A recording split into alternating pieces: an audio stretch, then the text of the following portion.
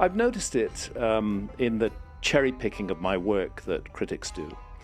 I have, from time to time, I think it might take up 2 pages in America Before, a book I published in 2019, and maybe a page or 2 in other earlier books, where I've speculated, is this lost civilization that I'm looking for, did they have other ways of manipulating matter that we don't have?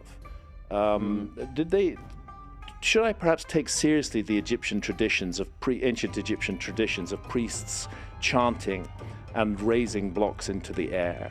Should I take that seriously? And I actually think I should take that seriously, because I've climbed the Great Pyramid 5 times, and it's an incredibly difficult, impossible monument to explain.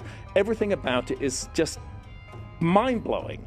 And the notion that huge long ramps, which sloping at 10 degrees, that teams of people pulled 20, 30, 70-ton blocks up and deposited them inside the Great Pyramid above the King's Chamber at about 300 feet above the ground.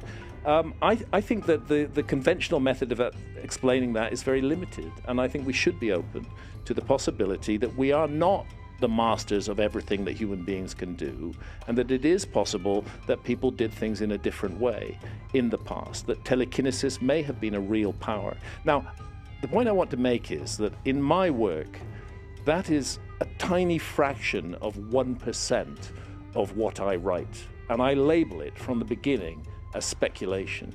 But when archaeologists critique my work, that's what they focus on. Hancock believes in telepathy and telekinesis. He's obviously a lunatic. Once again, we're dealing with propaganda, and once again, we're dealing with a fixed paradigm about what reality is. Racist Hancock believes that mind Lego made Egypt. It's like